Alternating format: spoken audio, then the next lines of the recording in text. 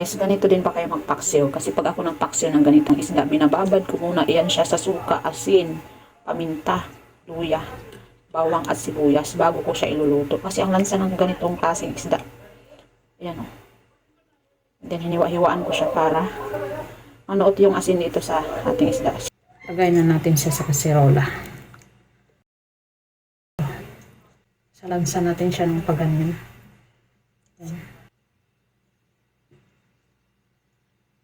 Then ilalagay natin yung ating pinagbabaran ng isda. Lagay na natin to sili.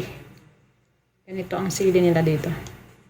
Lalagyan ko siya ng kalamyas. May dala akong kalamyas galing Pilipinas. Then mag-a-add tayo ng water. Slow cooking lang. Then takpan natin. So okay na yan guys. Luto na ang aking paksiw.